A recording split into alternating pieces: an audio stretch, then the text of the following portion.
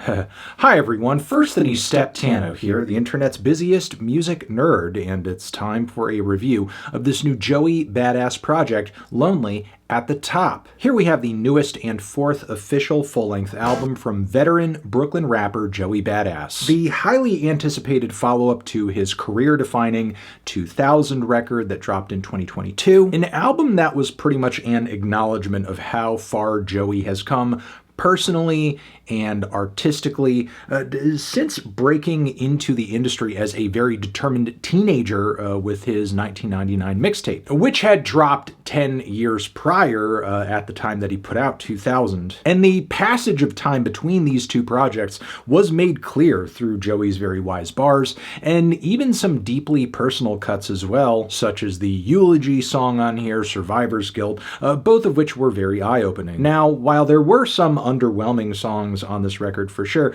there was also an assuring maturity that made it clear Joey Badass was here to stay, even as he was pushing 30 and many of his underground contemporaries from way back then have grown silent over the years. But in the wake of that record, Joey did spend at least a few years pretty quiet and off the radar, outside of a few singles and features here and there, which left many fans wondering where exactly he went and what his place was in the current rap landscape. But at the very start of this year, Joey did come back with a bang, dropping the very Hungry the Rulers Back freestyle, where he made it clear 2025 was a year in which he would be active. And he also was not super happy with all the hype that the West Coast has been getting as of late, especially with Kendrick Lamar having beaten Drake in their recent beef. And this statement actually snowballed into multiple diss tracks being penned about him by TDE, Top Dog Entertainment signee Ray Vaughn, whose efforts eventually pressured Joey into responding, even though Joey seemingly had his fingers crossed for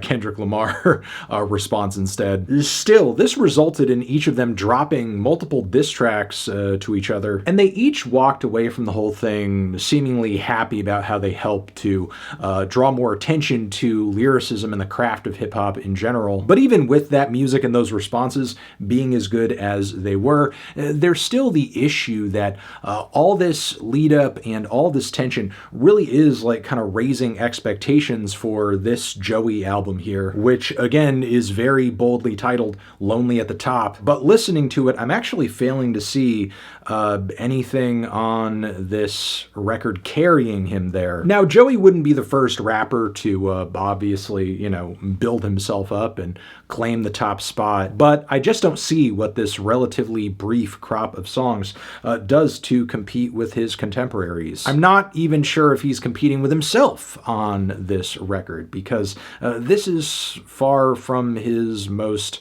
I guess memorable body of work. The whole thing starts off with the opening Oro, which was also a single, a track I think was more or less fine as a teaser, a taster in the lead up to the album, because there is something about it that feels like a movie trailer between the super passionate second verse performance on the track and also the cinematic strings that are laced into the production. But outside of that, it doesn't really feel like a proper song, and all of the things Joey keeps making allusions to between the 3-car garage and needing to feed the family, I feel like we're just getting a bunch of snapshots and not really a bigger picture or direction or message coming out of this track. Because even though seemingly there is a lot of heart going into the presentation on this track, I'm left wondering, what is the target? What is the goal? I'm not really sure, and that lack of direction I feel like is reflected in just how casual many of the following tracks come across, like Swank White featuring Westside Gunn, which is a cool cut for sure, one of my favorites. It does have some of the best wordplay and flows on the entire LP. It's also backed by these entrancing, near drumless soul chops, and features bars like, "Since I turned 18, I've been my own big homie," "Sock you dudes in the mouth on camera like Mick Foley." Also, "Inshallah, I just made Salat," "Now I'm on the clock" had influence way before TikTok, been one to watch. The start of Westside Gunn Guns verse on the track is also really strong too. Really one of the best features on the record. The thing is, the track doesn't feel very high stakes, but it's got very good pen game, and it just feels like Joey is crafting one of the most magical moments on this record without overexerting himself to do it. The following, SUPAFLEE, is a huge instrumental change, a huge vibe change, as it's mostly some Pharrell and NERD worship. Really a 2000s club banger. You wouldn't really think Joey's voice and style would work well over this type of sound on paper, and yet it does. This is legitimately the biggest banger on the entire record in my estimation, but the impact of this album and its track list begins to diminish through a lack of focus and consistency from here. The song High Roller is, I think, the first big misstep in the track list, as the ASAP Ferg appearance is pretty forgettable. Kel's Too Busy's hook sounds like an off-brand Weeknd feature. Meanwhile, the production is super washed out and feels like Joey and his collaborators grabbed like some kind of washy, filtered out radio sample and just mangled it until it was completely unrecognizable. Following this, Ready to Love is a stereotypically spacey slow jam featuring Ty Dolla $ign with a lot of romantic lyrics that I can certainly commend. Joey is basically penning a portrait of a grown man love on this track, but musically and instrumentally, I think the track is much blander and more uninteresting than the obvious heart Joey is putting into this track, going the extra mile to write what he's writing. Then there's BK's Finest, which, given all the names involved from Rome Streets to Static Selecta, you would think this is like a posse cut that is going to be just packed to the brim with fireworks, but sadly, we just kind of get some very chill, laid-back jazz rap on this one, where it sounds like CJ Fly is the only person who really wants to grab anyone's attention. Then there's Underwater / 3 Feet Away, two solo moments where Joey experiments quite a bit with mixed results. On the former, with some unlikely flows and bossa nova beats, jazzy chords. Meanwhile, the latter is an even softer cut with a lot of rap-sung flows that I just don't feel are Joey's strong suit, even if he is versatile enough to mostly pull them off. Now, Speedin' Through the Rain, I thought was actually a great food for thought cut, where Joey, better than on any other song on this record,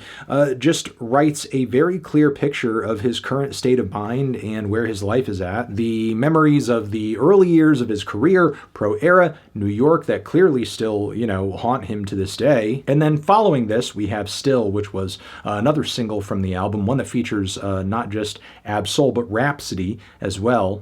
Someone who I wish we got a full, proper feature from on the track, but still, Joey and Ab have quite a bit of creative chemistry still to this day. But it's shocking to hear that on this track, Joey comes across hungrier and more determined than he does on the closing title track of the record, which, as a cut that is clearly so deeply inspired by groups like A Tribe Called Quest and features some of the most thoughtful bars on the entire record, obviously I understand why this song would make the cut, but as a closer, this is just such an inconspicuous moment on the album. Look, here's the thing. Overall, do I think this is a bad album from Joey Badass? No. Absolutely not. There are a lot of good and quality and decent highlights on here. Some of my favorite Joey tracks in a minute, a few that can go toe-to-toe with the best on 2000. But by that same token, this does feel like the loosest grouping of songs that he has ever put together on an album. It feels less like an album, especially in comparison with American Badass, for example, and feels more like just a compilation of moments he just happened to string together recently. While I still think Joey is a massively talented artist, it just feels like there's a lot less at stake here on this record than there was in like any of his Ray Vaughn responses, for example, which comparatively speaking had much more fire writing, and without some kind of like artistic goal to achieve or complete on this one over here, I just feel like Joey isn't putting forward his best work, which is why more or less I'm feeling a light to decent 6 on this one. Transition, have you given this record a listen? Did you love it? Did you hate it? What would you rate it? You're the best, you're the best. What should I review next? Hit the like if you like. Please subscribe and please don't cry. Hit the bell as well. Over here next to my head is another video that you can check out. Hit that up or the link to subscribe to the channel. Anthony Fantano, Joey Badass, forever.